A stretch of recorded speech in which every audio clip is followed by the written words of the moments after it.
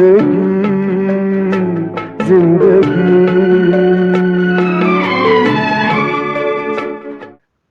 नमस्कार श्रोताओं, आप सुन रहे हैं कार्यक्रम जिंदगी के रंग गीतों के संग। और आज का रंग है हमारे जीवन और पोषण का हरा रंग। मैं आपकी आवाज का दोस्त आलोक कुमार हमेशा की तरह आपसे मुखातिब हूं।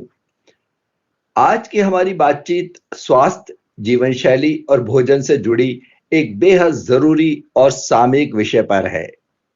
आज जब स्ट्रेस, लाइफस्टाइल डिसऑर्डर्स और फैटीग हमारी रोजमर्रा के जीवन का हिस्सा बनते जा रहे हैं, तो सवाल उठता है, क्या हम सचमुच सही खा रहे हैं? इन्हीं सवालों के बीच आजकल एक शब्द फिर से चर्चा में है, मिलेट्स, यानी हमारे पारंपरिक अनाज जिन्हें कभी मोटा अनाज कहा जाता था और आज जिन्हें स्मार्ट और सस्टेनेबल फूड के रूप में देखा जा रहा है। इसी विषय पर बातचीत करने के लिए आज हमारे साथ हैं Rajesh Parashar ji, senior faculty with Art of Living, एक अनुभवी मेडिटेशन टीचर, लाइफ कोच और वेलनेस के क्षेत्र में 2 दशकों से भी अधिक का अनुभव रखने वाले व्यक्तित्व। राजेश जी ने मेडिटेशन, योगा और मेंटल वेलबींग के साथ साथ फूड और न्यूट्रिशन, विशेषकर मिलेट्स पर भी गहन अध्ययन और प्रयोग किए हैं, जिन्हें उन्होंने हाल ही में माय एक्सपेरिमेंट्स विद मिलेट्स नामक एक वेबिनार में साझा किया। तो आज की इस बातचीत में हम जानेंगे मिलेट्स आखिर है क्या, आज इनकी जरूरत क्यों महसूस हो रही है और कैसे सही भोजन हमारे शरीर के साथ साथ मन और जीवन को भी संतुलित कर सकता है। और भी बहुत कुछ जानेंगे दोस्तों, क्योंकि ये सुदर्शन क्रिया के भी एक्सपर्ट हैं, तो हम उसके बारे में भी बातचीत करेंगे। तो चलिए बातचीत की शुरुआत करते हैं। राजेश जी, बहुत बहुत स्वागत है आपका हमारे कार्यक्रम में। Thank you Alok ji. I am so thankful कि आप हमें इस अपॉर्चुनिटी दिया कि हम आपसे बात कर पा रहे हैं, एक महत्वपूर्ण सब्जेक्ट पर परिचर्चा करेंगे। थैंक यू एंड आपके सभी श्रोताओं को नमस्कार। चलिए सर, शुरुआत करते हैं हमारी बातचीत की और शुरुआत से ही कर लेते हैं। शुरुआत आपके बचपन से कर लेते हैं सर। आप अपने बचपन के बारे में कुछ बताइए, कुछ फॉर्मेटिव ईयर्स के बारे में बताइए, थोड़ा बहुत चीजें हमारे साथ शेयर कीजिए। कहाँ पैदाइश हुई, कैसे हुआ, कब कैसे आप जुड़े, सब कुछ बताइए इसके बारे में। मेरा बचपन के ईयर्स कुछ इस तरह से थे। उस बचपन के दौरान we used to roam around since my father was in Army Medical Corps में हुआ करते थे मेरे फादर। तो I was born in Pune in army hospital basically, and then we kept roaming with father all around India basically. कहीं एक जगह टिके नहीं हम, और जगह जगह लोगों से जगह जगह से इंटरेक्शंस होते रहे। Finally we came back to Rajasthan, जहां हमारा गांव है करौली जिले में। और वहां हमने कुछ एजुकेशन ली, 11th क्लास वगैरह। पढ़ाई में I was quite an intelligent boy. तो समय इंटेलिजेंट लोग साइंस की तरफ रुझान रखते थे, तो साइंस बायोलॉजी मेरा एक सब्जेक्ट रहा और उसमें मैंने ग्रेजुएशन किया। उसके बाद मैं जयपुर आके ट्रैवल एंड टूरिज्म में मैं जुड़ा और इनबाउंड टूरिज्म के लिए मैंने बरसों काम किया। इस तरह से रहा। I used to be shy kind of kid, बहुत ज्यादा डिमांडिंग नहीं था मैं। उस तरह से जीवन चला और फिर इनबाउंड टूरिज्म पे काफी। जी जी जी। तो ये साइंस बैकग्राउंड होने के बावजूद तो आप, ये तो मुझे अभी पता लगा आपकी साइंस बैकग्राउंड है, इतने अब ये स्पिरिचुअलिटी और वेलनेस की तरफ आपका रुझान कैसे बन गया? क्या हुआ? ये किस तरह का लाइफ चेंजिंग एक्सपीरियंस रहा? आलोक जी, साइंस और स्पिरिचुअलिटी हैंड इन हैंड है बेसिकली। और मैं बोलूंगा साइंटिफिक टेम्परामेंट वाले लोग बहुत अच्छे से स्पिरिचुअलिटी की तरफ रुझान होता है। You know what is science, ये जानना व्हाट इज इट, ये जानना साइंस है। एंड ये जानना who am I is spirituality है, राइट? तो ये जुड़े हुए, ये कुछ एक दूसरे के विरोध में नहीं है, साइंस और स्पिरिचुअलिटी। तो एक समय इंसान में आता ही है जीवन में, देर सवेर थोड़ा स्पिरिचुअल अवेकनिंग होता है। एक बड़े दृष्टिकोण से जीवन को देख लेना, छोटी छोटी चीजों में नहीं घुसे रहना, यही स्पिरिचुअलिटी है। या वंडरफुल, मजा आ गया आपकी बात सुन के। और जिस तरह से आपने दोनों एक दूसरे के सप्लीमेंट्री हैं, ये कहना चाह रहे हैं आप, कहीं कोई कंट्रडिक्शन नहीं है। ब्यूटीफुल, मजा आ गया। तो अब थोड़ा आर्ट ऑफ लिविंग के बारे में बात करते हैं। आर्ट ऑफ लिविंग से आप किस तरह जुड़े? कोई ऐसा ट्रिगर पॉइंट था? आपने जैसे अभी अर्ज किया कि आप यहाँ ट्रेवल एंड टूर इंडस्ट्री से भी जुड़े रहे हैं, उसके बाद में किस तरह से आप आर्ट ऑफ लिविंग से जुड़े? Right Alok ji, actually working in inbound tourism in a corporate kind of sector, इसका बाई प्रोडक्ट स्ट्रेस हो ही जाता है। तो बहुत स्ट्रेसफुल जॉब था एंड ऐसे ही one of my friend suggested one day कि भाई तुम ऐसे तो थे नहीं, अब काफी स्ट्रेसफुल होता जा रहा है, और वो स्ट्रेस जनरली रिफ्लेक्ट भी होता था, घर पर भी जाकर परेशानी क्रिएट होती थी। आई मीन इंटरपर्सनल रिलेशंस में भी बाधाएं खड़ी हो रही थी, एंड उस स्ट्रेस की वजह से फिर वो अपना जॉब भी प्रॉपर तरीके से नहीं कर पा रहे थे। So one of my friends suggested, जब उन्होंने सजेस्ट किया तब तो मैंने नहीं किया, जब वो थोड़ा सा मेरे को बहुत ज्यादा हो गया ये स्ट्रेस रिलेटेड इश्यूज, तो फिर मैंने बताया, उससे पूछा भाई कब हो रहा है, कहाँ हो रहा है, I wish to join it basically. तो बस ऐसे थपेड़ों ने उस तरफ झुकाव दिया, और लकीली बाय गॉड ग्रेस ऐसे अच्छे जीवन में स्पिरिचुअल लिविंग मास्टर मिल गए श्री रविशंकर जी। तो उनके साथ में फिर काफी स्पिरिचुअली ग्रो किए और अपने जीवन को बैलेंस भी किया, वर्क लाइफ को बैलेंस भी किया जी। अच्छा, तो ये तो बहुत ही, मतलब आप एक उस स्ट्रेसफुल दौर से गुजर के और इस तरफ आए, किसी ने आपको राय दे दी और आप इनसे जुड़ गए, ये तो बहुत ही मतलब अच्छा लगा सुन के।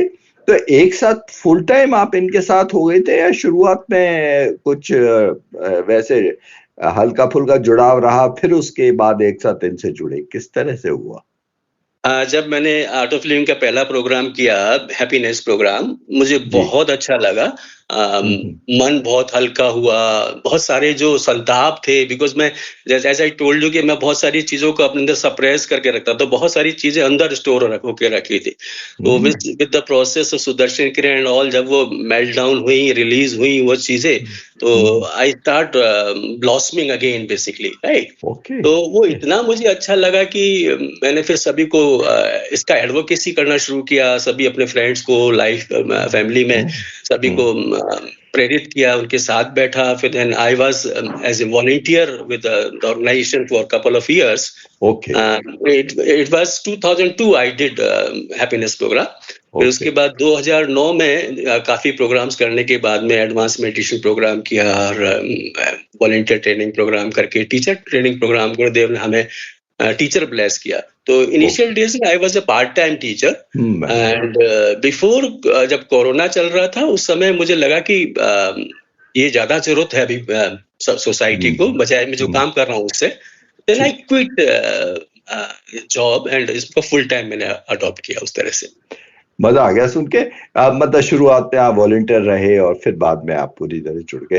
तो चलिए आपकी इस ब्लॉसमिंग अगेन के लिए कोई अच्छा सा रुक जाते हैं और एक अच्छा सा गाना सुनते हैं कि जिंदगी में आपके जो बदलाव आया और जो खुशी आई और तनाव से आप दूर हो गए, इस पे रुक के एक गाना सुन लेते हैं, फिर हम आगे बातचीत जारी रखते हैं। Yes yes.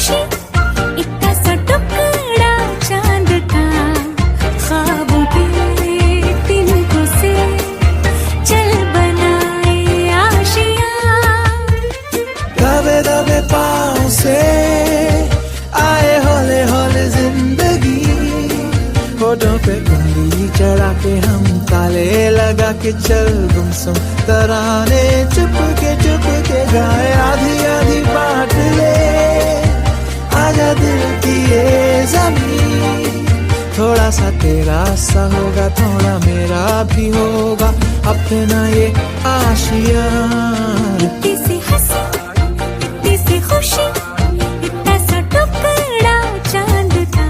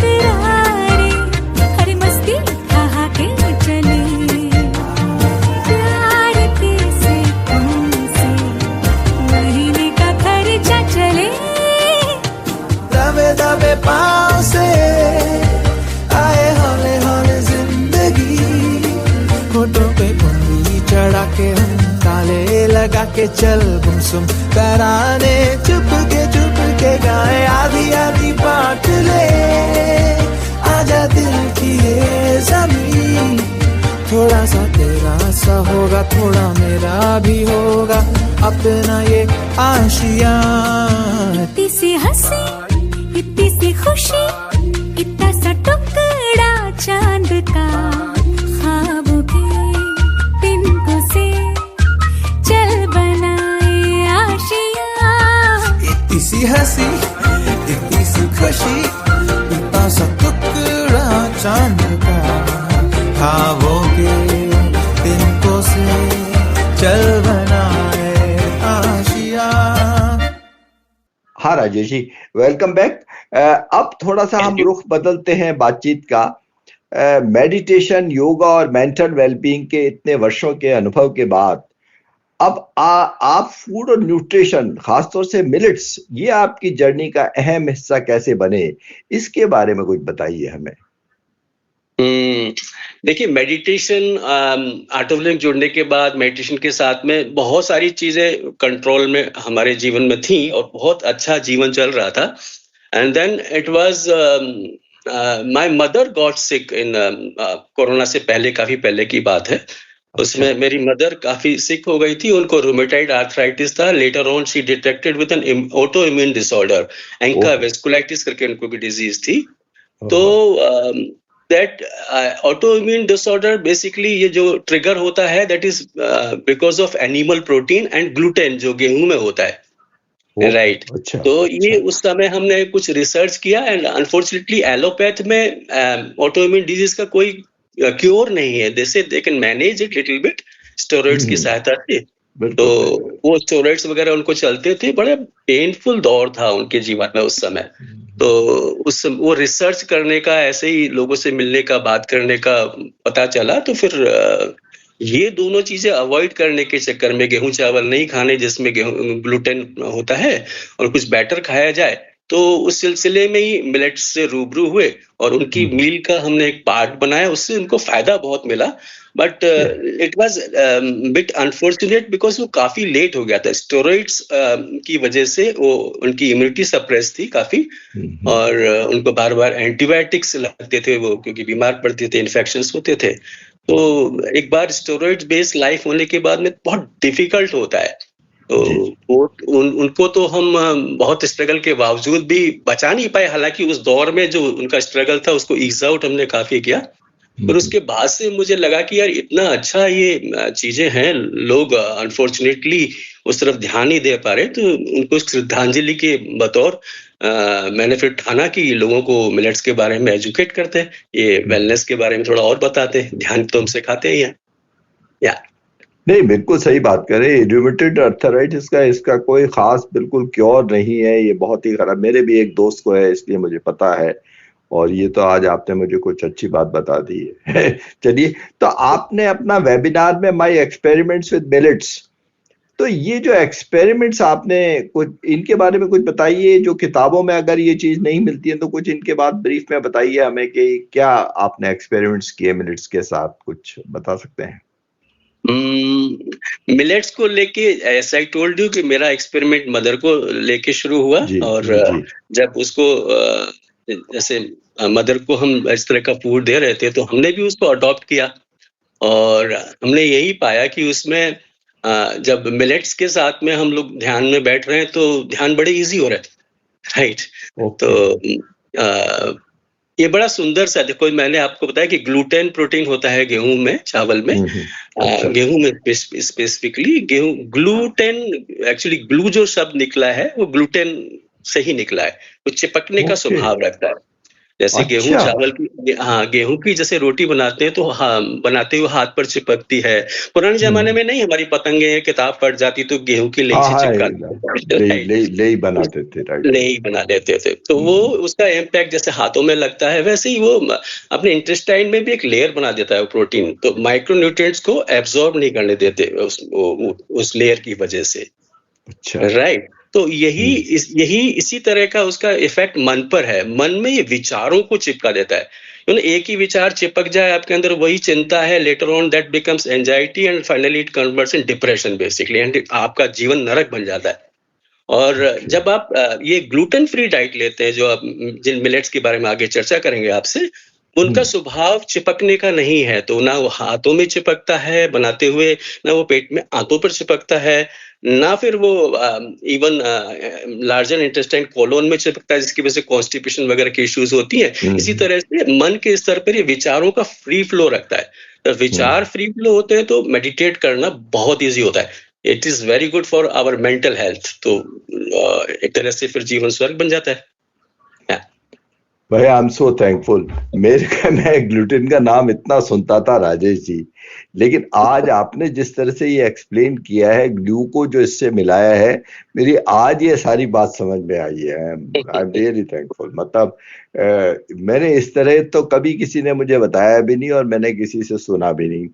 और ये चिपकने वाली जो बात है और आपने जिस तरह से उसको मेंटल वेलबींग से भी जोड़ दिया है, वो तो कमाल ही है।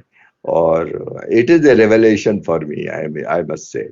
चलिए तो आज तो आप नेचुरली आप ये बताएं कि अब जो आजकल इतना मिलेट्स के बारे में इतनी चर्चा हो रही है कि मिलेट्स पे इतना जोर दिया जा रहा है, इस पे खास क्या आपको क्या लगता है? अब हम दुनिया में इधर उधर देखें तो क्यों हो रहा है ये सब बातें दोबारा से? मिलेट्स को हम ऐसे बोल सकते हैं, we are again back to the roots basically. Millets हमारा पुरातन अनाज है, प्राचीन अनाज है। अगर देखा जाए तो गेहूं चावल कुछ वर्षों पहले हमारा मेन स्टेपल नहीं था। Yes, we used to have बाजरा, मक्का, जौ, ज्वार का रोटी हम लोग खाते थे जी। गेहूं चावल तो कभी कोई फेस्टिवल था तो पूड़ी पराठे बनते थे, या घर में कोई मेहमान आता तो बनते थे, राइट। आज से अगर कोई 60-70 साल पहले की बात करें तो उस समय 80 साल बिफोर ग्रीन रेवोल्यूशन की बात करें तो उससे पहले इसी तरह की चीजें हुआ करती। उससे भी पहले हमारे ये जो पॉजिटिव मिलेट्स के बारे में आगे हम चर्चा करेंगे, वो और भी जिनमें फाइबर कंटेंट अच्छा होने की वजह से चिपकते नहीं और बेस अच्छा बनता है, वो हुआ करते। जैसे हिमालय में कोडो मिलेट हुआ करते हैं, हिमालयन रीजन में। अच्छा। उड़ीसा में हाँ, ऐसे काफी मिलेट्स हैं जो एक्चुअली बहुत ड्राइड वेदर में विदाउट मच पानी के वो आसानी से उग जाते, और वो अनाज रिच इन फाइबर होने की वजह से बहुत यूजफुल होता था। मतलब वो उसको भी हम जैसे कभी सुना हो, महाराणा प्रताप ने घास की रोटी खाई थी। घास की रोटी खाई थी। That used to be one type of millet basically, और उसी से स्ट्रेंथ उनको काफी गेन हुई, राइट। तो इसका मतलब है कि राइस और व्हीट डोमिनेटेड जो भी डाइट है, इसने लॉन्ग टर्म पे हमारे शरीर पे और हमारे माइंड पे काफी असर डाला है। मतलब शरीर पे तो ऑब्वियसली हमारी डाइजेशन को अफेक्ट किया है और माइंड पे तो डाला ही है। जब ग्रीन रेवोल्यूशन हुआ तो एक्चुअली सेकेंड वर्ल्ड वॉर के बाद में क्या रहा कि जब ये बॉम्बिंग कहीं कहीं इन्होंने की तो उसमें इसके शेल्स में नाइट्रोजन का कुछ अवयव रहता था, तो वहां जहां बॉम्बिंग की उन्होंने देखा 3-4 महीने बाद वो कंपैरेटिवली ज्यादा ग्रीन हो गया वो एरिया। तो अच्छा। न्यूट्रिशन इंडस्ट्री में ये तो वेस्टेज है, एक साल से ज्यादा स्टोर नहीं कर सकते, तो फिर उन्होंने ये इसका कॉमर्शियल यूज करना शुरू किया। तो ये यूरिया, ये प्रोडक्शंस, ये सब जब उस समय जरूरत थी, स्ट्राइविंग थे कुछ कंट्रीज, इंडिया वगैरह, बांग्लादेश वगैरह, तो वहां उन्होंने ये एक्सपेरिमेंट किया, इसको बताया कि भाई ठीक है, आप इसको डालें और मल्टीफोल्ड आपका 1 एकड़ में जितना ज्यादा यील्ड हो जाएगा। तो और ये एक्चुअली वाटर सोल्यूबल है, तो जो फसलें जैसे गेहूं, चावल, गन्ना, तो उसमें बहुत ज्यादा एक्सेसिव यूज होने लगा है अपना यूरिया वगैरह का। पर जो बाजरा वगैरह है वो उसमें उतने पानी की रिक्वायरमेंट नहीं है। तो आप देखिए, बाजरा जब उगाते हैं तो उसमें फर्टिलाइजर नहीं डालते किसान, क्योंकि यूजफुल ही नहीं है, राइट। तो और मिलेट्स में तो बिल्कुल भी नहीं चाहिए फिर आपको। तो एक तरह से हाँ ये बात है। बिल्कुल, आप बता रहे हैं ये PL 480 में हम किसी जमाने इंपोर्ट करा करते थे, हमारे पे तो ये हमारे गेहूं था ही नहीं हमारे पास में, बाहर था ही तो नहीं। अमेरिका से आता था, बहुत वहां पुरानी से आता बात था, कह वहाँ रहा हूँ। वो एक्स्ट्रा हो जाता था, वो उनको डंप करने की और जगह वो भी हमको वो शायद सब स्टैंडर्ड बेचते थे हमें, ऐसा भी था कुछ। Absolutely absolutely. हाँ बिल्कुल सही बात। तो चलिए इसी ग्रीन रेवोल्यूशन की बात पे और बाजरा की बात पे हम एक गाने के लिए रुक जाते हैं और फिर आगे अपनी बातचीत जारी रखते हैं। धरती सुनहरी अंबर नीला हो, धरती सुनहरी अंबर नीला, हर मौसम रंगीला, ऐसा देश है मेरा हो, ऐसा देश है मेरा, ऐसा देश है मेरा, हाँ ऐसा देश है मेरा। बोले पपीहा कोयल गाए, बोले पपीहा कोयल गाए, सावन घिर के आए, ऐसा देश है मेरा हो, ऐसा देश है मेरा, ऐसा देश है मेरा, हाँ ऐसा देश है मेरा।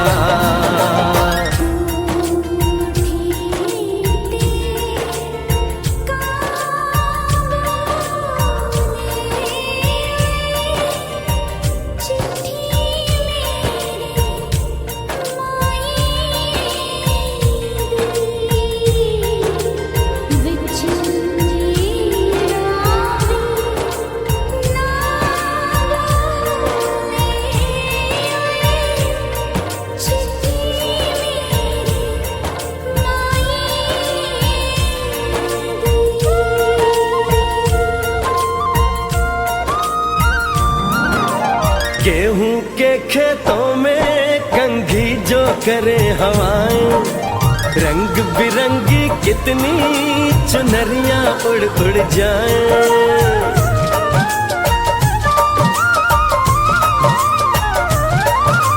पनघट पर पनहारन जब गगरी भरने आए, मधुर मधुर तानों में कहीं बंसी कोई बजाए, ल सुन लो कदम कदम पे है मिल जानी, कदम कदम पे है मिल जानी कोई प्रेम कहानी, ऐसा देश है मेरा हो, ऐसा देश है मेरा, ऐसा देश है मेरा, हाँ ऐसा देश है मेरा।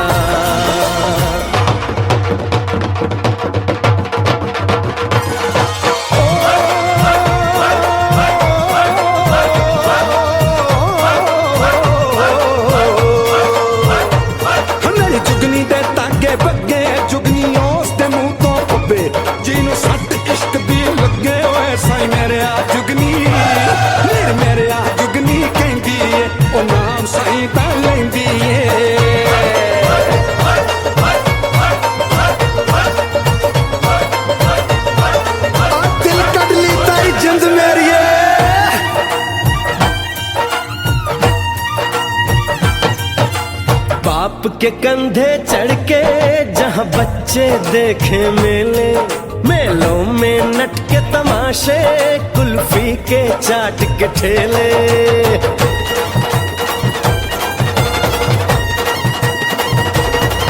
कहीं मिलती मीठी गोली, कहीं चूरन की है पुड़िया, भोले भोले बच्चे हैं जैसे गुड्डे और गुड़िया, और इनको रोज सुनाए दादी नानी हो, रोज सुनाए दादी नानी एक परियों की कहानी, ऐसा देश है मेरा हो, ऐसा देश है मेरा, ऐसा देश है मेरा, हाँ ऐसा देश है मेरा।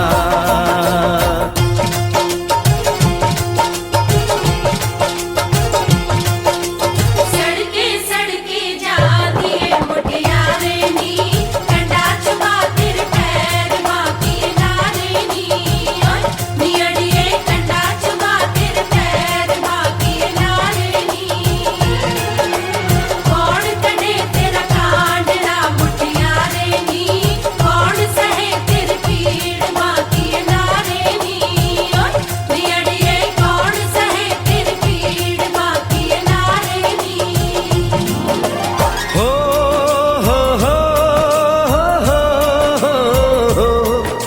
मेरे देश में मेहमानों को भगवान कहा जाता है, वो यहीं का हो जाता है जो कहीं से भी आता है।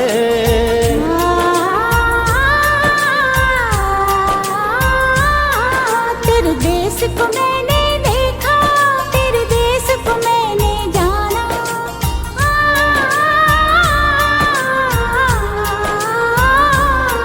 तेरे देश को मैंने देखा, तेरे देश को मैंने जाना। जाने क्यों ये लगता है मुझको जाना पहचाना, यहाँ भी वही शाम है वही सवेरा, वही शाम है वही सवेरा। ऐसा ही देश है मेरा, जैसा देश है तेरा, जैसा देश है तेरा, जैसा देश है तेरा।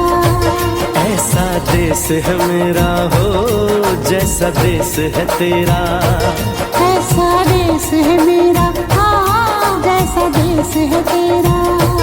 ऐसा देश है मेरा, हाँ जैसा देश है मेरा।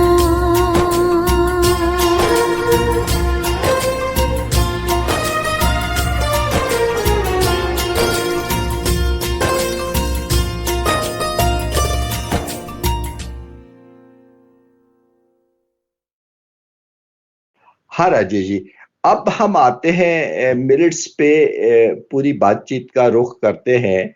अब आम श्रोताओं के लिए थोड़ा सा हमें ये बताइए कि मिलेट्स क्या है, इसमें ऐसा क्या है जो आज मिसिंग हो गया है, कुछ इसके बारे में बताइए। एंड मिलेट्स में कौन कौन से अनाज आते हैं ये भी बताइए हमें कुछ, अब इसके बारे में बताइए डिटेल में हमें।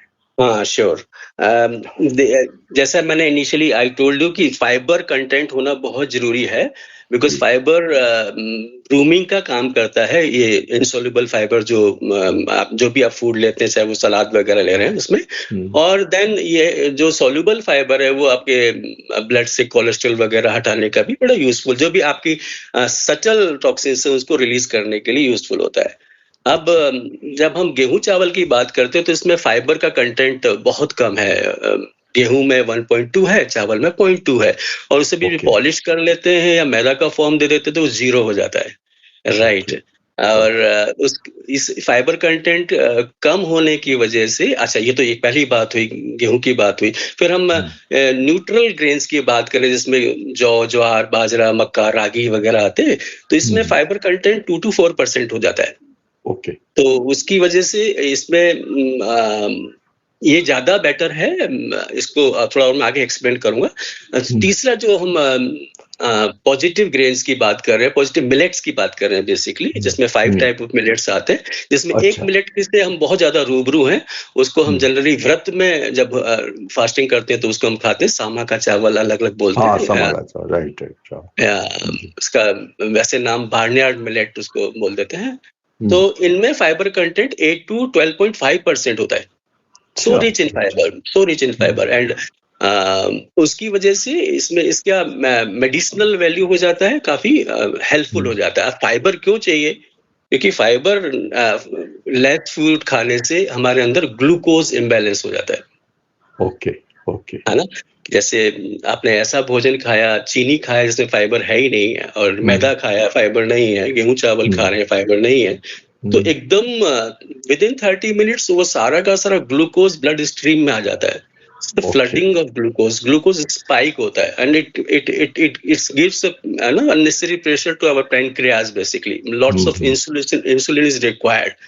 जब बहुत ज्यादा वो होता है तो डेट स्टार्ट डिपोजिटिंग, लिवर में डिपोजिट होता है initially, that deposits at cholesterol in our blood, arteries वगैरह में डिपॉजिट होता है ना, सबक्यूटेनियस डिपॉजिट हो जाता है, तो अपने स्किन के नीचे डिपॉजिट हो जाता है, तो ओबेसिटी होने लग जाती है। तो ये एक्चुअली जब फाइबर कंटेंट ज्यादा होता है तो बहुत स्लो रिलीज ऑफ ग्लूकोज होता है, जो पॉजिटिव मिलेट्स के केस में है। गेहूं बाजरा 2-3 घंटे में अपना रिलीज कर देता है, but it takes 5 to 6 hour. बहुत स्लो रिलीज ऑफ ग्लूकोज होता है, तो पैनक्रियाज पर लोड नहीं पड़ता, एंड हमें एक सस्टेन्ड एनर्जी मिलती है। अच्छा, राइट। तो बहुत सारी चीजों से हम बच जाते हैं। ग्लूकोज इम्बैलेंस की वजह से इश्यू हो रहे हैं बहुत सारे, डायबिटीज बेसिकली ग्लूकोज इम्बैलेंस की वजह से है, ओके उससे हम बच जाते हैं। अच्छा, जैसे अभी जो मेरे की समझ में आई है, न्यूट्रल मिलेट्स हैं और पॉजिटिव मिलेट्स हैं, तो इन इन दोनों में तो पॉजिटिव मिलेट्स कौन कौन से हैं? न्यूट्रल मिलेट्स में जैसे मैंने बताया, neutral millet means that these millets can keep a healthy person healthy. Okay okay, है ना, आप उसमें हीलिंग है पर बहुत ज्यादा नहीं है। बट ये पॉजिटिव मिलेट्स की हम बात कर रहे हैं, दैट हील्स बेसिकली। अगर आप सिक भी हैं तो बहुत सारी आपको इसमें हेल्प मिल जाती है आपको उस बीमारी से लड़ने के लिए, टू बी हेल्दी अगेन। जहाँ पॉजिटिव मिलेट्स की बात करते तो एक मिलेट हमने बात की बार्नयार्ड मिलेट, जो व्रत में खाते हैं, वो समझा है, समाकाठ, हाँ। और करते हैं। इसके अलावा 4 मिलेट और होते हैं, जैसे कोडो मिलेट होता है, कोडो मिलेट उसमें, और एक होता है फॉक्सटेल मिलेट, एक होता है आपका ब्राउन टॉप मिलेट होता है, और एक लिटिल मिलेट होता है। अब इसके फाइबर में एक मेडिसिनल प्रॉपर्टीज है, सब अलग अलग मेडिसिनल प्रॉपर्टीज है, ऐसा रिसर्च है सारा का सारा। अच्छा, जैसे little millet is very good for hormonal imbalance, endocrine related issues को लेके बहुत अच्छा है। अच्छा, it can even deal with the infertility issues जो आजकल काफी हो रखे हैं। Okay okay, kodo millet is very good for blood related, heart related issues. It can even cure the blood cancer. अच्छा, तो हाँ, बहुत अच्छा है kodo millet. Just good fat cutter, आप ओबेसिटी है तो फैट को बहुत अच्छे से काटता है। Okay, And when it comes to barnyard millet, it's good for health of liver and all those soft tissues basically, bladder की health के लिए, pancreas की health के लिए बहुत अच्छा है। अच्छा, Then which one? Brown top is good for nerves related issues, बहुत अच्छा है। And foxtail millet is good for lungs, again nerves के लिए भी बहुत अच्छा है foxtail millet, lungs related issues के लिए बहुत बहुत अच्छा है। अच्छा राजेश जी, ये बात तो सही है, लेकिन आपने जो मेरे को इन पॉजिटिव मिलेट्स के नाम बताए, ये अंग्रेजी में बताए, हिंदी में इनके क्या नाम है? मैं वैसे ही पूछना चाहता हूँ। कोदो का हिंदी अंग्रेजी एक ही है। ओछो, कोदो। बार्नयार्ड को हिंदी में जो व्रत वाला चावल सामा का अलग अलग बोलते हैं। ओके, अच्छा। And little millet is gutki. Gutki, अच्छा। एंड आपका ब्राउन कौन सा था? लास्ट में फॉक्सटेल मिलेट इज कंगनी। अच्छा। And brown top millet is hari kangni. इस तरह से बोलते हैं। तो ये राजेश जी नॉर्मली अवेलेबल होते हैं शॉप्स वगैरह में? हाँ, आप डिमांड करिए, अमेज़न पे अवेलेबल है, बहुत सारे लोग इस पर काम कर रहे हैं। और ऑलमोस्ट हर शहर में अवेलेबल है। जैसे मैं जयपुर से हूँ तो यहीं मुझे ही आइडिया 3-4 लोग रखते हैं, देते हैं, मिलके इजीली अवेलेबल होता है। चलिए थोड़ा सा हम फिर बात करते हैं, मजा आ गया सुन के। तो कई लोग मिलेट्स को पुअर मैन्स फूड मानते हैं, तो क्या आपको लगता है कि अब ये थिंकिंग बदलने की जरूरत है? ऐसा क्या हमको करना चाहिए? हाँ, इनकी न्यूट्रिशनल वैल्यूज को देखते हुए, आजकल की जो लाइफ स्टाइल डिजीजेस को क्योर करने की क्षमता को देखते हुए, ये तो सुपर फूड है ये। पर अनफॉर्चुनेट है, यू आर राइट, लोग इसको गरीबों का भोजन बोलते हैं, जानवरों का भोजन बोलते हैं। जैसे अमेरिका में एक मिलेट होता है, I am not able to recollect, I think it's foxtail millet और व्हाटएवर, तो वो जानवरों को खिलाते हैं, वो नॉट ईटिंग इट। Whereas जिस तरह के न्यूट्रिएंट्स हैं और इसकी मेडिसिनल वैल्यू है, उसको देखते हुए one should adopt it, totally adopt it. Okay. अच्छा, चलिए मैं एक बहुत ही लेमैन सा और एक आम आदमी वाला सवाल पूछ रहा हूँ आपसे। अगर आज किसी को वो कहे मैं गेहूं के आटे की रोटी नहीं खाऊंगा मैं, और कोई एक मिलेट उसको लेना हो जो एक नॉर्मल चपाती खाने के लिए, तो वो कौन सा आप सजेस्ट करेंगे? देखिए, मैं बोलूंगा कोई पर्टिकुलर एक मिलेट तो नहीं, हमें मिलेट्स 5 ही लेने हैं, क्योंकि 5 की मेडिसिनल वैल्यूज हैं, और 5 ही इजी टू डाइजेस्ट है, ऐसा कुछ भी नहीं है। पर हाँ, इनिशियली हम बोलेंगे आप बजाय रोटी खाने के उसे फर्मेंटेड पॉरिज के रूप में यूज करें, तो आपका बॉडी उसके माफिक बहुत जल्दी होने लग जाता है एंड बहुत सारी चीजें आपको इसमें as far as health is concern बहुत सारा आपको हेल्प मिलता है उसमें। अच्छा, पॉरेज बना के खाएं, मतलब चपाती की जगह। चपाती की जगह ओहो, अच्छा। चपाती भी बनाई जा सकती है, अगर कोई बाजरा मक्का का चपाती बनाना जानता है तो सिमिलर वे में इन 5 मिनट्स का भी चपाती बनता है। अच्छा, 5 मिनट्स का आटा बना के और उनकी एक चपाती बनाई जा सकती है। Yes yes yes yes, that's wonderful. अच्छा, तो चलिए आप थोड़ा सा गवर्नमेंट ऑफ इंडिया की तरफ आते हैं। गवर्नमेंट ऑफ इंडिया ने मिलेट्स को काफी प्रमोट कर रही है। आपने देखा था शायद G20 में या कभी भी उन लोगों ने एक मिलेट का पूरा डिनर रखा था। तो क्या ये सिर्फ हेल्थ का मुद्दा है या इससे कुछ ज्यादा है? आजकल क्या गवर्नमेंट ऑफ इंडिया के दिमाग में कैसे आ रहा है ये सब? मैं तो कॉन्ग्रेचुलेट करना चाहूंगा गवर्नमेंट ऑफ इंडिया को, इतना अच्छा इनिशिएटिव लिया। 2023 में उन्होंने ईयर ऑफ द मिलेट बोला उसको, मिलेट एंड यस यस, और उन्होंने काफी जगह मिलेट को प्रमोट किया। इवन आर्मी में भी वो बोलते प्योर आपको गेहूं नहीं खिला रहे, they are mixing about 30-35% millets को दे रहे हैं। और ये तो बहुत अच्छा इनिशिएटिव है गवर्नमेंट का। समहाउ यू नो व्हेन हम मिलेट की तरफ झुकाव करते हैं तो we are serving our mother earth also, right. माँ को, धरती माँ को भी बचाने वाला एक प्रयास हो रहा होता है। तो बहुत अच्छा प्रयास है, मैं बोलूंगा ये इट शुड बी कंटिन्यूड। 1 साल को ना रेस्ट्रिक्ट करके उसको आगे चालू रखते रहना चाहिए। बहुत बढ़िया। तो मजा आ गया आपकी बात सुन के साहब, और आपने जिस तरह से प्रैक्टिकल तरह से बताया वो भी बहुत अच्छा लग गया। चलिए, तो इसी मिलेट्स के नाम पे और इसका जो हेल्थ के लिए फायदे हैं उनके बात पे रुक के हम एक गाना सुन लेते हैं, फिर आगे बातचीत जारी रखते हैं।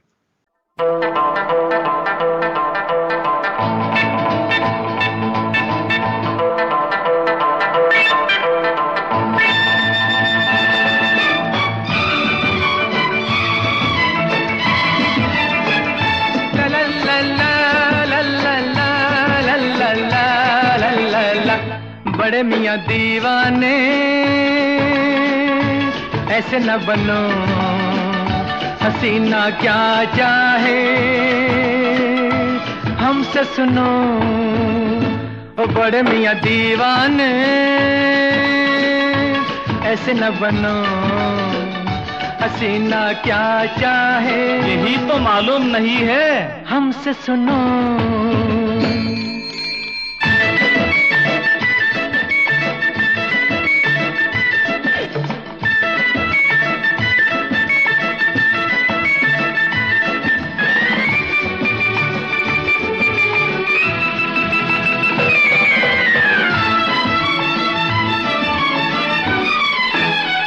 सबसे पहले सुनो मियाँ करके वर्जिश बनो जवां। सबसे पहले सुनो मियाँ करके वर्जिश बनो जवां। चेहरा पालिश किया करो, थोड़ी मालिश किया करो। स्टाइल से उठे कदम, सीना ज्यादा तो पेट कम। ऐ टिपला उजले बालों को रंग डालो, बन जाओ गुलबाम। बड़े मियाँ दीवाने ऐसे न बनो, हसीना क्या चाहे हमसे सुनो।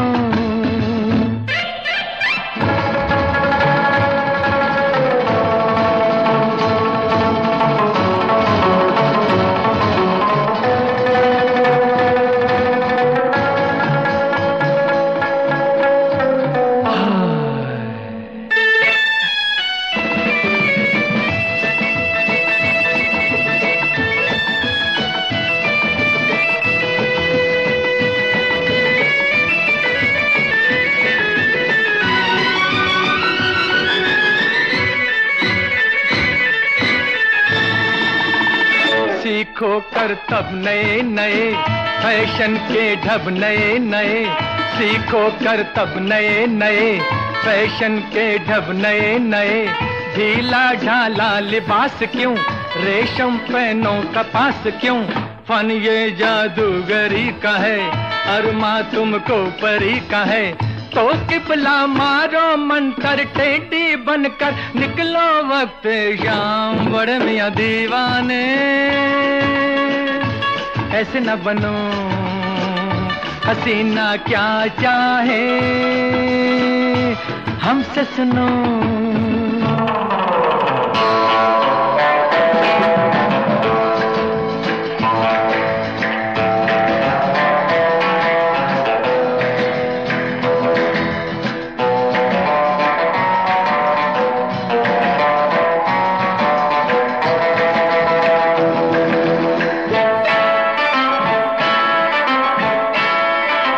तन्हाई में अगर कहीं आ जाए वो नजर कहीं, तन्हाई में अगर कहीं आ जाए वो नजर कहीं, कहिए हाथों में हाथ डाल ऐ गुल चेहरा परी जमाल। मुद्दत से दिल उदास है, तेरे होठों की प्यास है, ऐ दिल पर मेरे लब पर कब छलकेगा तेरे लब का जाम। बड़े मियां दीवाने ऐसे न बनो, हसीना क्या जाए हमसे सुनो। ओ बड़े मियां दीवाने ऐसे न बनो, हसीना क्या चाहे यही तो मालूम नहीं है हमसे सुनो।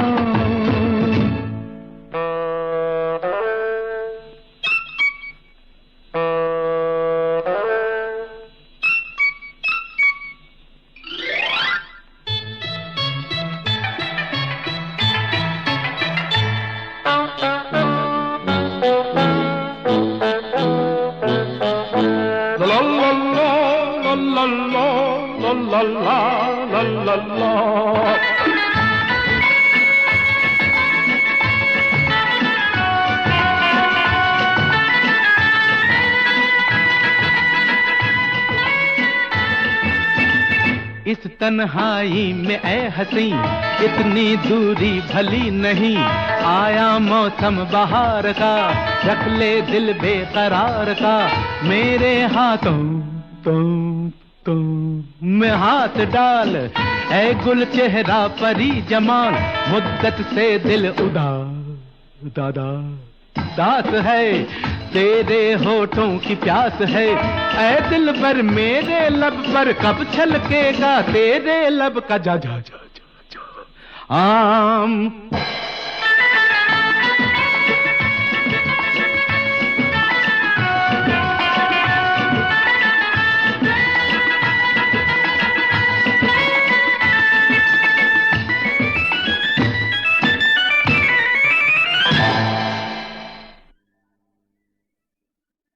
हाँ राजेश जी, अब थोड़ा सा यंग जनरेशन की तरफ हम आ जाते हैं।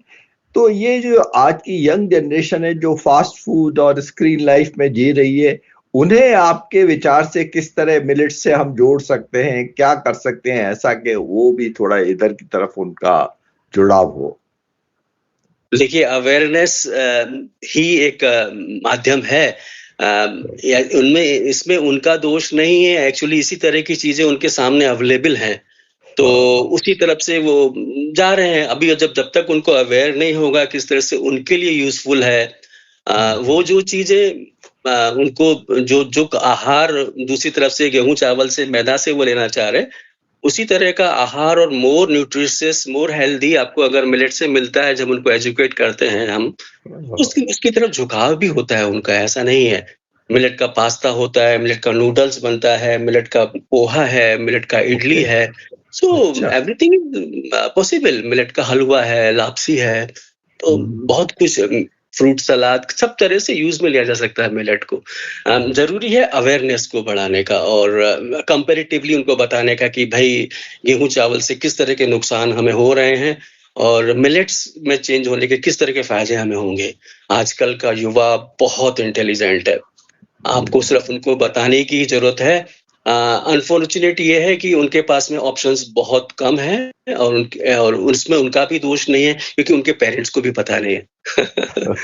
आज से अगर 8 साल पहले अगर मुझसे पूछा जाता मिलेट्स के बारे में, आई वाज शून्य, है ना। नहीं, आज मुझे भी बहुत सारी, मैंने नाम इतना सुना था, सब कुछ सुन रहे थे इतने दिनों से, लेकिन आपने जिस तरह से आज एक्सप्लेन किया है उससे काफी चीजें नई पता लगी हैं। बिल्कुल सही। और अब ये जैसे स्पोर्ट्स पर्सन हैं, फिटनेस लवर्स हैं, इनको क्या हम मिलेट से स्टेमिना और रिकवरी में भी मदद कर सकते हैं? इससे हाँ, कुछ फायदा होगा? मिलेट यस आलोक जी, मिलेट्स एथलीट्स का भोजन है। एज आई टोल्ड यू कि बहुत स्लो रिलीज ऑफ ग्लूकोज होता है, एकदम ओके। फ्लडिंग ऑफ ग्लूकोज नहीं होता है। तो long till the very long time they can maintain the energy, you know, with गेहूं चावल के से जो खाना खाया, एकदम 30 मिनट के अंदर, आधा घंटे के अंदर सारा ग्लूकोज ब्लड स्ट्रीम में रिलीज हो जाता है। And then after you feel एकदम नीचे झुकाव होता है, एनर्जी आपका, यू फील वेरी, आपको सुस्ती रहता है, आपको एकदम you know sucking of energy एक तरह से होता है। और मिलेट्स का बड़ा खासियत यह है कि मिलेट्स का आपने खाना खाया, आप बहुत लाइट फील करते हैं। एंड देन वो एक एनर्जी जो आपको चाहिए, जो ब्लड में ग्लूकोज रिलीज हो रहा है, वो लॉन्गर ड्यूरेशन के लिए होता है। मैं तो कहूंगा ये स्पोर्ट्समैन्स का और एथलीट्स का भोजन बनना चाहिए। इसे बहुत यूजफुल रहेगा। हमारे यंगस्टर्स, हमारे स्पोर्ट्स पर्सन बहुत अच्छा परफॉर्म कर पाएंगे अगर वो मिलेट की तरफ झुकाव करते हैं तो। बात तो सही बात है। जब ये खाना खाते हैं तो एक भारीपन सा पेट के अंदर रहता है, आपको लगता है कि बड़ा बेली फुल जिसको हम कहते हैं, वो हाँ, महसूस जैसे होता आफ्टरनून में रात जैसे को। आपने खाया, आपको लगता है कि सो जाओ, कुछ नहीं करना। सो जाओ, हाँ, बस सुस्ती आ जाती है। कॉन्ट्रेरी मिलेट्स का आप देखो तो आपको पेट बहुत लाइट रहेगा, एंड यू फील दैट आपको जनरली हम जब सेशंस देते हैं तो ऐसा लगता है ना कि जब लंच के बाद के सेशंस बड़ा डिफिकल्ट हाँ, होता है, बड़ा डिफिकल्ट दे होता आर है, नॉट सही एबल टू लिसन। पर हाँ, मिलेट्स अगर listen। किसी ने खाया है, बड़ा उनका अलर्टनेस, अवेयरनेस, लाइटनेस सब बहुत अच्छा रहता है। वही है, जब तक आपकी बेली बिल्कुल आपको ठीक तरह से, मतलब हैवीनेस नहीं होगी तो आपको ठीक रहेगा, बिल्कुल सही बात एब्सोल्युटली। है। हाँ। और सीनियर सिटीजन्स के लिए बताइए, जैसे उनको भी डाइजेशन, डायबिटीज, जॉइंट हेल्थ की बहुत प्रॉब्लम्स रहती है, इसमें मिलेट्स हेल्प करेंगे उनको? बिल्कुल करेंगे, 200% करेंगे। डायबिटीज तो, जो भी लाइफ स्टाइल डिजीज हो रही है, जो भी एल्डरली जॉइंट्स वगैरह है, इश्यूज वगैरह, इन सबको लेके मिलेट्स उनके लिए वरदान है। हाँ, जैसे I can coat my father, he is of 85 years, last 5 years he is having breakfast of millets basically. Okay okay. और उन्होंने अपनी मेडिसिन को 20% कर लिया है, मतलब 20% भी नहीं है उनकी। अच्छा, अब चलिए, तो आपने अपने फादर की बात की, मुझे बताइए ब्रेकफास्ट में वो क्या लेते हैं? मिलेट्स का वो क्या चीज बना के लेते हैं? फर्मेंटेड पॉरेज लेते हैं जनरली। अच्छा अच्छा। तो इसमें हम अम्बली उसको बोलते हैं, बेसिकली अम्बली। अम्बली, हाँ हाँ अम्बली हाँ। फर्मेंटेड पॉरेज होता है। इसमें यू नो मिलेट्स को थोड़ा सा पकाने से पहले सोक करना इज मस्ट। जैसे हम राजमा, छोले को अच्छा। सोक करते हैं, because of high fibre content. इसमें सिर्फ पेरिफेरी में नहीं, अंदर जाते जाते तो बहुत ज्यादा फाइबर होता है, उसको फिर हाइड्रेट करना बहुत जरूरी होता है। जब हम उसको भिगो लेते हैं 6-8 घंटे, तो फिर शाम उसी पानी में उसको कुक कर लेते हैं, मिट्टी के बर्तन में प्रेफरेबली रख के उसे कुक कर लेके, उबलने के बाद में 15-20 मिनट में अच्छी तरह से कुक हो जाता है, बिना नमक डाले उसको कुक करते हैं। एंड देन उसको ठंडा होने के बाद एक सूती क्लॉथ रात बांध के रख देते हैं, उसको फर्मेंट होने देते हैं रात भर। अपना जो बैक्टीरिया है वो आता है, एरोबिक बैक्टीरियाज आते हैं उसमें। एंड नेक्स्ट मॉर्निंग हम उसमें छाछ वगैरह मिला के एक अच्छा सा छाछ राबड़ी जैसा हो जाता है, बहुत टेस्टी होता है, और एक फुलफिलिंग ब्रेकफास्ट होता है बहुत अच्छे से। और हाँ, बहुत अच्छा लगता है। मतलब even after that you can skip the lunch, जरूरत ही नहीं पड़ती। अगर आपको लंच ना भी मिले तो चलेगा। इतना हाँ, भर के बाउल आप पी लीजिए, बहुत अच्छा लगता है। आपने इतना, मेरे का तो बहुत मन करने लग गया। लेकिन आप ये बताइए, अम्बली क्या हुआ? अम्बली क्या चीज है? फर्मेंटेड पॉरेज, हम जिसको इसको, जैसे मैंने इनिशियली आपको बताया कि इसे भिगो दिया है इसको 6-8 घंटे, उसके बाद उसको कुक कर लिया बिना नमक डाले, तो उसको रात भर हमने रखा तो वो फर्मेंट हो गया, है ना। फर्मेंट हो गया तो उसको हमने यूज कर लिया। अच्छा, एक चीज और, अगर हम उसको बहुत कम क्वांटिटी में लेते हैं, एक टीस्पून लेकर अगर हम उसको बनाएं 500-700 ml, उसको पहले भिगो लें और 500-700 ml में डाल के उसको कुक कर लें उसे पानी में, और उसे रात भर उसको फर्मेंट होने दें, सुबह उस पानी को पीते हैं तो उसमें बहुत ज्यादा प्रोबायोटिक बैक्टीरियाज होते हैं। Okay okay. हाँ, that is needed for health basically. नहीं राजेश जी, मुझे बताए अम्बली जो आपने शब्द यूज किया, ये इसका रॉ मटेरियल क्या है? क्या लाएं उसको पानी में सोक करें? वो चीज क्या होती है? मिलेट जो हम मिलेट्स की बात कर रहे हैं, अच्छा, वही सारे मिला के। Okay, all 5 positive millets. ठीक है, ठीक है। टर्न बाय टर्न आप लेते रहिए, 2 दिन इस मिलेट का लीजिए, 2 दिन इस मिलेट का, 2 दिन इस तो मिलेट का। अम्बली वो शब्द है जो सोक होने के बाद में जो प्रोडक्ट बनता है उसको अम्बली कह रहे हैं। फर्मेंटेड पॉरीज को हमने अम्बली बोल दिया।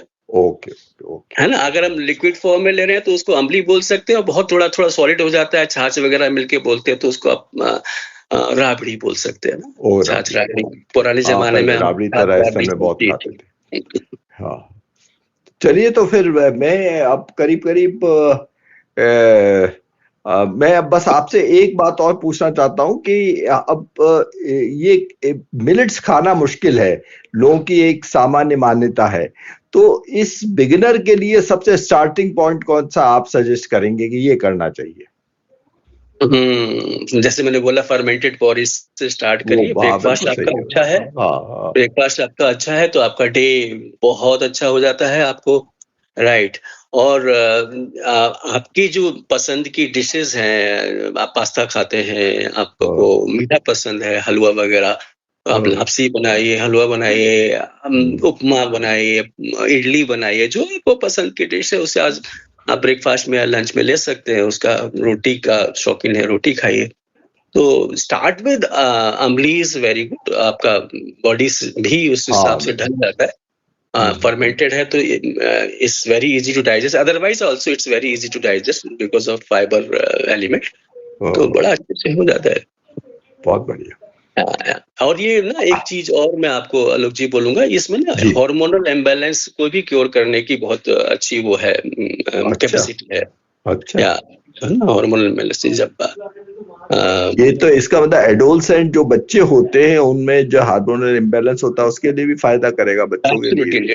लिटिल मिलेट बहुत बढ़िया है उसमें, और उसमें फिर एनिमल प्रोटीन से भी आपको थोड़ा सा दूरी बनाना पड़ता है अगर आपको हार्मोनल इम्बैलेंस ठीक करना है तो, क्योंकि बहुत सारे जब हम मिल्क या मीट लेते हैं तो बहुत सारे ग्रोथ हार्मोन्स, बहुत सारे एनिमल हार्मोन्स हमारे अंदर जाते हैं, एंड उसकी वजह से हार्मोनल इम्बैलेंस हो जाता है। तो यू विल बी सरप्राइज, जब हम छोटे थे तो एक समय था जब इस एज की जो गर्ल्स होती थी तो 14-15 साल की उम्र में उनका फर्स्ट पीरियड होता था। जी। अभी आप गौर करिए तो 10-11 साल की बच्चियों को पीरियड्स। मेरे दिमाग में वही बात थी, आपने बहुत अच्छी तरह समझ गया मैं क्या पूछना चाह रहा था। तो it's because of the milk, basically milk is a culprit. Okay. या बहुत सारे इसमें हार्मोन्स आज देखिए, ज्यादा खाए जानवर इसके लिए स्टेरॉइड्स दे रहे हैं, बीमार ना पड़े इसीलिए फीड में ही एंटीबायोटिक शामिल है, क्योंकि ऐसे कंडीशंस में उन्हें रख रहे हैं, चिकन को, कैटल्स को, एंड फिर स्टेरॉइड्स के, एंटीबायोटिक्स के रेजिड्यूज हमारे अंदर जा रहे हैं, हार्मोन्स जो ज्यादा जा रहा है उसकी वजह से कडल हार्मोन, ऑक्सीटोसिन का इंजेक्शन लग रहा है दोने से पहले, क्योंकि यू नीड A1 मिल्क। आप जर्सी होलिस्टीन गाय ले आए, क्योंकि देसी गाय आपको 3-4 किलो ही देगी, जर्सी होलिस्टीन 10 लीटर मिल्क देगी, उस पर भी आप ऑक्सीटोसिन का इंजेक्शन लगा लें तो 18-20 लीटर हो जाएगा। ऐसे कॉमर्शलाइजेशन की वजह से ये बहुत सारे हार्मोन्स हमारे अंदर आए, जिसकी वजह से फीमेल्स का पीरियड्स बहुत जल्दी शुरू हुआ है। वो बहुत अनफॉर्चुनेट है, लोगों का पता नहीं ध्यान क्यों नहीं जाता, वो जो खेलने खालने की उम्र है उसमें उनको पीरियड्स हो रहे हैं, वो अपोजिट जेंडर की तरफ अट्रैक्ट हो रही है, they can fall prey basically.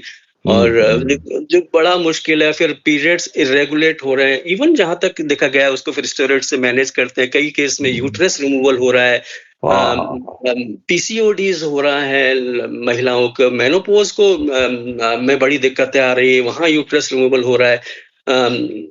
ये सारा जंजाल एक तरह से ये वाइट रेवोल्यूशन की बात, ये सब चीजें हमारे उसमें आने लगी देखा जाए तो। और फिर ये तो फीमेल को लेके प्रॉब्लम है, मेल को लेके लो स्पर्म काउंट बड़ा इश्यू बन गया आजकल, राइट। पहले बहुत है बेंगलोर वगैरह में बहुत बुरा हाल है। जो 80-100 मिलियन स्पर्म्स हुआ करते थे, आजकल 20-30 मिलियन स्पर्म्स भी नहीं। I mean we are not able to happily produce the kids, resulting in IVF centres and all. ये बहुत अनफॉर्चुनेट की तरफ हम उस तरफ चल रहे हैं।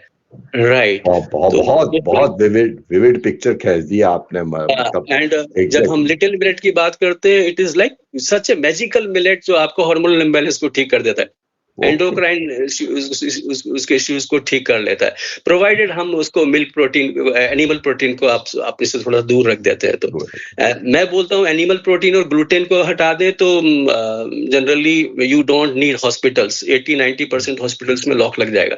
अच्छा। अभी एक्चुअली हम एक मेडिकल सिस्टम पर बोझ बने हुए हैं पूरा का पूरा, and no one is talking about the cure कैसे हो सकता है। हम नए नए इन्वेंशंस कर रहे हैं, डायबिटीज हो रहा है तो सारा नई नई तरह की चीजें निकाल के, डायलिसिस हो रहे हैं, ये हो रहा है, वो हो रहा है, तो कितनी तरह की चीजें हो रही है। पर थोड़ा सा आहार अगर हम ठीक कर लें, बहुत सुंदर बात है, मैं बोलूंगा अगर आपका आहार अच्छा है तो यू डोंट नीड मेडिसिन, और आपका आहार अच्छा नहीं है तो any amount of medicine will not work. और आहार अच्छा है तो मन भी अच्छा है और शरीर भी अच्छा, दोनों बात। कितना अच्छा उक्ति है, जैसा अन्न वैसा मन। मन। तो हमें गौर करना पड़ेगा, अपने आहार की तरफ देखना पड़ेगा, है ना। तो सही बात। एक छोटी सी बात कह के मैं थोड़ा सा एंड करूंगा। 3 चीजें देखो बहुत जरूरी होती है, अवेलेबिलिटी, हमारा एबिलिटी एंड यूटिलिटी, उपलब्धता, पात्रता और उपयोगिता। ठीक है। गेहूं चावल के कंटेक्स्ट में लेते हैं तो उसमें जो भी न्यूट्रिएंट्स हैं, फाइबर है, वो उपलब्ध नहीं है। गेहूं चावल तो उपलब्ध है हमें है ना। फिर हमारी पात्रता को रिड्यूस कर रहा है ना, ग्लूटेन की वजह से वो हमारे माइक्रोन्यूट्रिएंट्स को एब्सॉर्ब नहीं होने देना, फाइबर कंटेंट होने की वजह से जो आपके बैक्टीरियाज को, बिकॉज हमारा सिम्बायोसिस है, राइट। तो बैक्टीरियाज को प्लेटफॉर्म चाहिए, तो फाइबर इज प्रीबायोटिक बेसिकली, तो वो बेस मिलता है उसको, है ना।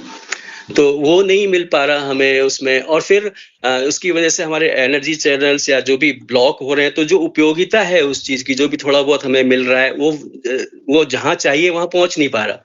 जब उसको हम चेंज कर देते हैं, मिलेट पे लेके आते हैं, तो देखिए उसमें उपलब्ध है, फाइबर उपलब्ध है, ऑल न्यूट्रिएंट्स उपलब्ध है, फिर उसका हमारी एबिलिटी को भी बढ़ा रहा है, सिंस वो ब्रूमिंग का बहुत अच्छा काम कर रहा है, पेस दे रहा है, हर अपने बैक्टीरियाज को प्रोड्यूस होने के लिए, गुड बैक्टीरियाज वहां रह रहे हैं, तो we are not falling sick, सारा का सारा हो रहा है। And then this cleansing our energy channels, blood vessels, इसको आर्टरीज को क्लींज कर रहा है, सारे सटल क्लींजिंग कर रहा है सारा का सारा। तो जो हमने एनर्जी व्हाटएवर जो भी हमने प्रोड्यूस किया है, वो उसको हम यूज कर पा रहे हैं। तो one should be aware of this, या उपलब्धता, पात्रता और उपयोगिता। बहुत बढ़िया, बहुत बढ़िया। तो हम बिल्कुल आखिरी पायदान पर आ गए राजेश जी, मतलब इतना आपने विविडली समझा दिया कि मजा आ गया। लेकिन मैं अब यहाँ एक छोटे से गाने के ब्रेक के लिए रुक रहा हूँ, और मैं लास्ट में आपसे एक सवाल सुदर्शन क्रिया के बारे में जरूर पूछूंगा, बहुत ब्रीफ में हमें थोड़ा सा बताइएगा। मेरे मन की बात आपने ले ली।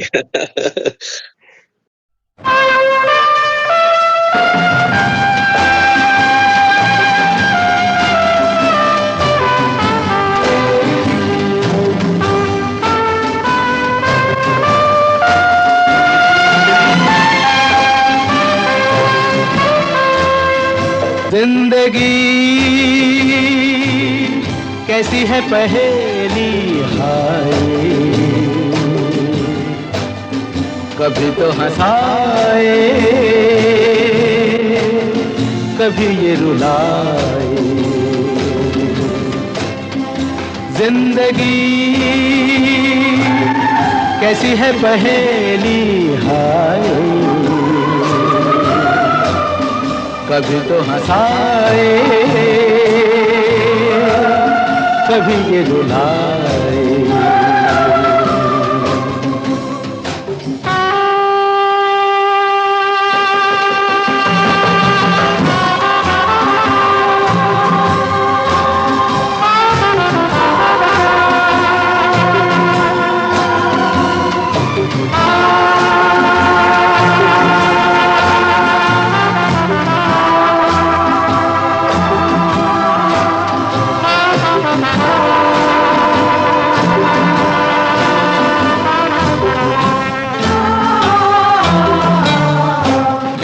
तो भी देखो मन नहीं जागे,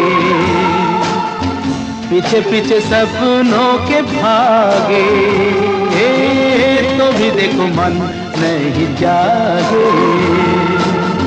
पीछे पीछे सपनों के भागे, एक दिन सपनों का राही चला जाए सपनों से आगे कहाँ। जिंदगी कैसी है पहेली हाय, कभी तो हंसाए कभी ये रुलाए।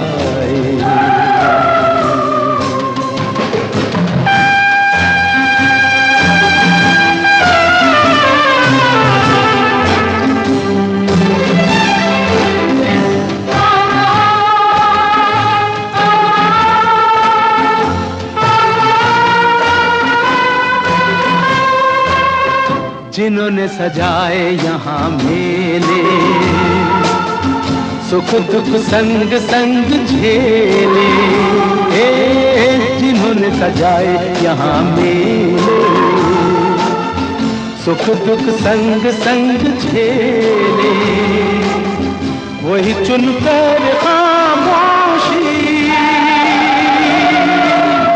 यूं चले जाए अकेले कहाँ। जिंदगी कैसी है पहेली हाय, कभी तो हंसाए। हाँ राजेश जी, वेलकम बैक।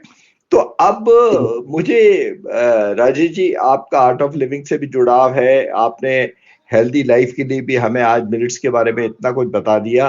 अब हमें थोड़ा सा सुदर्शन क्रिया के बारे में भी बता दीजिए, तो आज का हमारा ये सेशन बिल्कुल उपयोगी भी हो जाएगा और आनंदमय भी हो जाएगा।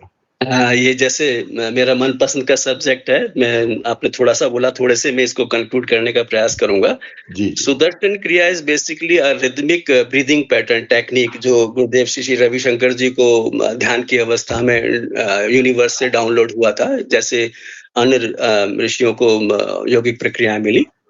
तो जनरली मैं इसको ब्रीफ करता हूँ। जैसे हमारा मन और हमारा श्वास आपस में जुड़ा हुआ है, उसका सीधा प्रभाव है। जैसे जो भी मन में भाव आता है उसके कोरस्पॉन्डिंग हमारा ब्रीदिंग पैटर्न भी चेंज होता है। जैसे गुस्सा आया तो श्वास तेज हो गई, डर आया तो श्वास उथली हो गई, दुखी हुए तो आपका एक्सहेलेशन बिकम्स प्रोमिनेंट, बहुत ज्यादा निश्वास बहुत भारी हो जाता है। तो जिस तरह से मन के भाव श्वासों पर प्रभाव डालते हैं, इज टू वे ट्रैफिक। अगर हम श्वास पर काम कर ले तो मन भी ठीक हो जाता है, right.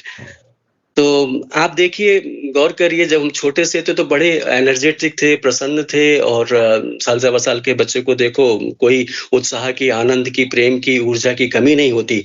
But as we grow further, आगे ग्रो करते, तो ये जो नेगेटिव इमोशंस, डर, दुख, तनाव, चिंता, गुस्सा, ये बार बार हमारे जीवन में आते हैं और ये हमारी ब्रीदिंग पैटर्न को उसको अफेक्ट कर रहे हैं। बेसिकली बार बार हमारा ब्रीदिंग पैटर्न चेंज कर रहा है।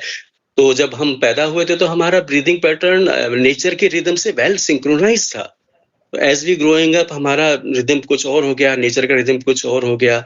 सुदर्शन क्रिया जब हम हैप्पीनेस प्रोग्राम में सीखते हैं, 2-2 घंटे 5-6 दिन का शिविर होता है, तो उसमें हमारी श्वास की लय को वापस प्रकृति की लय से सिंक्रोनाइज करा दिया जाता है उस दौरान।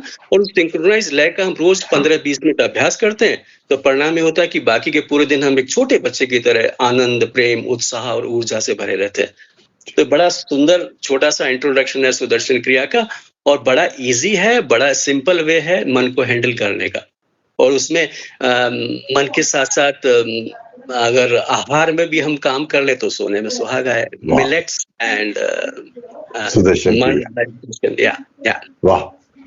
तो राजेश जी, आज की बातचीत ना केवल जानकारी पूर्ण रही, बल्कि हमें हमारे अपने भोजन और जीवन शैली पर एक बार रुककर सोचने का अवसर देती है। आज हमने जाना कि मिलेट्स कोई नई खोज नहीं है, बल्कि ये हमारी उसी परंपरा का हिस्सा है जिसे हम मॉडर्न लाइफस्टाइल की दौड़ में कहीं पीछे छोड़ आए। राजेश पाराशर जी, आपका बहुत बहुत धन्यवाद और आभार कि आपने अपने अनुभव, अपने प्रयोग और अपने विचार इतने सरल और इतने सहज रूप में हमारे श्रोताओं के साथ साझा किए। तो आज आपने अपना समय दिया, इसके लिए बहुत बहुत धन्यवाद आपका। Thank you Alok ji. I am again once again very very grateful कि आपके माध्यम से बहुत लोगों तक ये बात पहुंचेगी। Thank you so much. तो दोस्तों, इसी संदेश के साथ मैं आलोक कुमार आपसे विदा लेता हूं। जुड़े रहिए जिंदगी के रंग गीतों के संग के साथ, रेडियो एसएन के साथ। नमस्कार। मगर अब जो आना तो धीरे से आना। और दोस्तों, इसी के साथ आज के इस खूबसूरत सफर को बस यहीं विराम देते हैं। उम्मीद है आज की बातचीत और गीतों ने आपके दिल को छुआ होगा और आपको कुछ नया सोचने की प्रेरणा दी होगी। फिर मुलाकात होगी एक नए मेहमान, एक नई कहानी और नए गीतों के साथ, जिंदगी के रंग गीतों के संग के इस प्रोग्राम में। तब तक के लिए सुनते रहिए, मुस्कुराते रहिए और खुश रहिए। तेरा रूप है ये तेरे आंगन में, तेरे दामन में, ओ तेरी आंखों पे, तेरी पलकों पे, तेरे कदमों में इसको बिठा के जीना है, जीना जीना जिंदगी, जिंदगी ओ जिंदगी। मेरे घर आना आना जिंदगी, जिंदगी मेरे घर आना।